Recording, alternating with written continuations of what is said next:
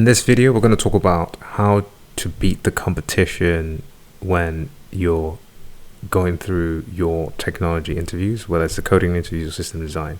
So the idea here is it is possible to pass an interview and still get rejected just because there was someone better. And we're going to talk about things you can do to improve your odds of beating out the competition. In the background, you can see we have Dragon Balls have been gathered and Shenron the dragon is being summoned, and he grants one wish. You have one shot. You've got to give that a wish, and it better be the best use of that opportunity. And in a somewhat similar vein, you want to operate on a mindset of getting the solution right the first time. The candidate who solves a problem, like a coding problem, and passes all test cases in their first attempt looks way better than the candidate who had to have multiple runs so that they could fix bugs. So this is something you should incorporate when you're practicing, where you're in the interview training phase, where you try and restrict yourself to one submission. Another important thing is your body language.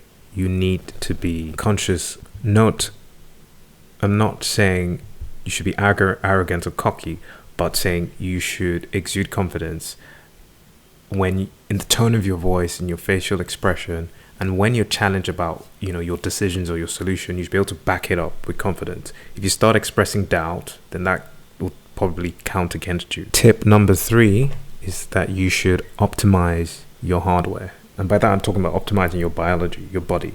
And the 3 top tips for that are sleep, meditation, and fueling your body. Sleep, you already know this, but you're probably not doing it, but make sure you do it. Get 7 to 8 hours of sleep consistently, especially on the days preceding the interview. This will maximize the performance of your brain. Your memory is going to work better, your recall speed is going to work better, and so on and so forth. Your mental stamina, everything's just better with sleep. But moving beyond sleep, just how you fuel yourself. So on the morning of the interview, what you have for breakfast matters. Make sure you have, depending on what your diet is, but a source of energy that will last you throughout the day. For me, I typically take low glycemic index carbs, but for you, it could be whatever suits you, your dietary requirements. And with regards to meditation, especially for people who have issues with nerves or anxiety, meditating prior to interview would help calm your nerves. And yes, they may, come up during an interview, but I think when your heart rate goes up in an interview and your adrenaline is adrenaline is released and your heart is pumping, that's pretty much your body saying all cylinders are firing, and it's pumping more blood and oxygen to your brain to give you the best performance. So I think you should try to embrace that. But obviously, if you have real issues with anxiety, then this is something that you should ideally seek medical help with. But there's other things that can be potentially done. For some people, it might just be a case of taking chamomile tea. This has apigenin, which is a relaxant. You can also try something like L-theanine. Some people take caffeine with L-theanine, and that helps you get the benefits of caffeine, but without you being jittery. So you can try that combination.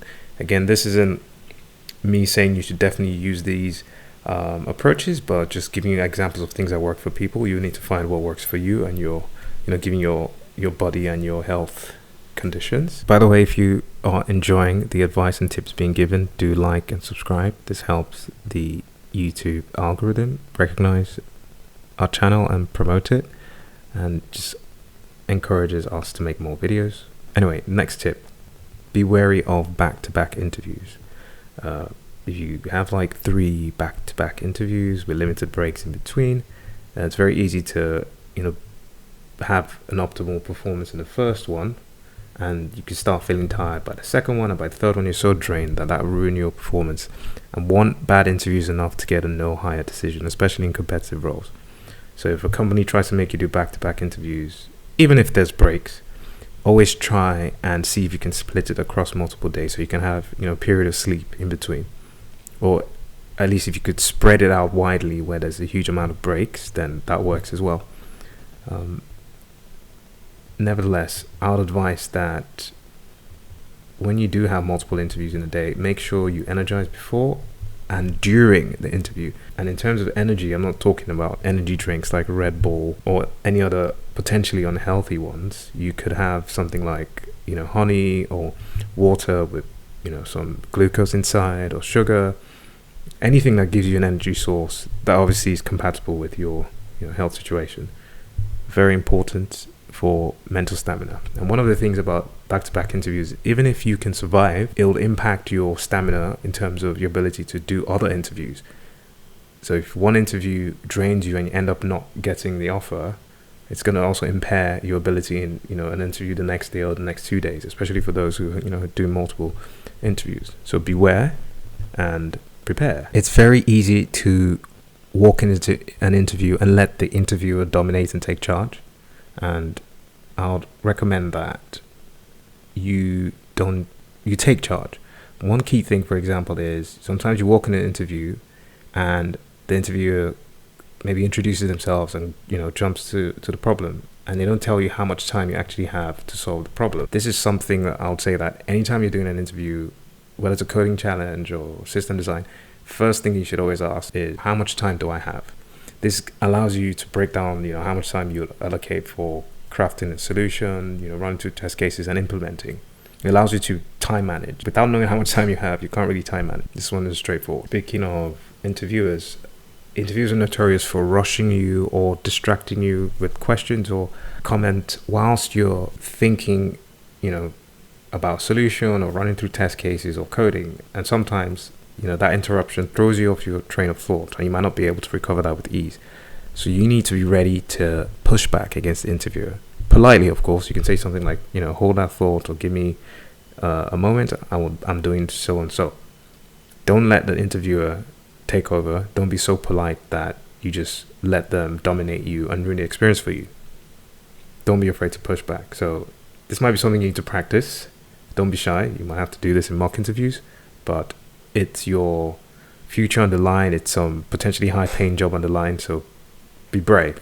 Push back. When solving problems, especially those ambiguous type interviews where the specifications aren't so clear, always get backing before committing. So this is just the idea of, so you've come up with a solution, an optimal solution, explain your thoughts to the interviewer, and you can ask them, shall I proceed with implementing? And see what they say, see their body language, because sometimes they might give you a hint or point you in the right direction in case you've missed something. So this is always a good idea. Don't just dive in and start coding. Engage with that interviewer. And this is such a powerful yet deceptively seemingly trivial, like using skeleton code. Such a powerful tool. Long story short, you have a coding problem. Let's say you've come up with a solution and you've run it against your test cases, the edge cases, and you're kind of sure it's correct. I'll strongly recommend you use skeleton code to just break it down. So if you look at this example, you just have like the interface of the function and some comments just laying out what the code structure is. And one of the advantages of doing this is that when it comes to implementing, you can focus, basically your skeleton code is broken down your code into chunks. So when it comes to implementation, you can just focus on implementing each chunk without having to sort of keep the whole algorithm in your mind. Where this comes in and where it's really powerful is in cases where you're engaging with the interviewer, maybe you're making some decisions and the interviewer is asking you, why did you do this? What's the time complexity of this? And so on and so forth. If you have your skeleton code, even if you get distracted, you can always easily use it as your outline and refresh your train of thought. The second thing that's powerful about this is when you're done with the implementation and they ask you to explain your code, well, your outline is a clear explanation, so you can just read that. You don't have to start reading through your implementation and start explaining it. You can just explain the outline.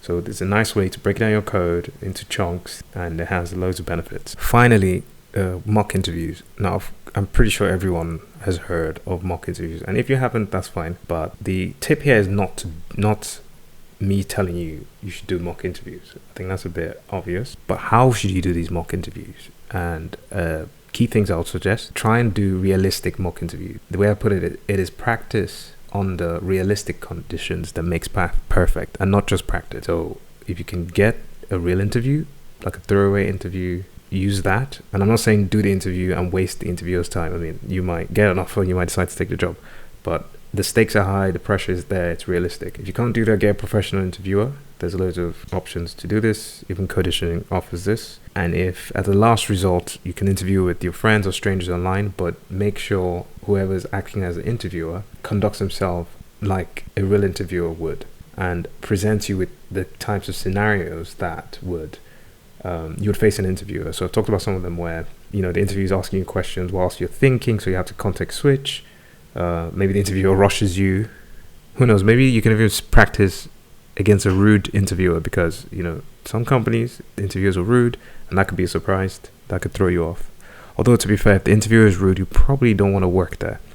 But just something to keep in mind. And I'll say, finally, make sure that you have a signal that you are actually interview ready before going into interviews. And mock interviews can give you that signal. So, for example, if you do 10 mock interviews and you're passing 8 or 9 out of them, and by passing I mean you're getting a higher decision, or a strong higher decision, that's a good indication that you're interview ready. So this should help. If you're interested in doing mock interviews with an AI interviewer, you can check out Coditioning. Link will be in the description. You can do company specific interviews, or generic interviews for, say, programming language specific, or general software engineering interviews. And you can choose your programming language and interview a personality, and you can do a mock interview with an interviewer. It covers coding questions and non-coding questions, so feel free to check it out. If you have any questions, leave a comment. Do like, subscribe, share if you like this content, and see you in the next video.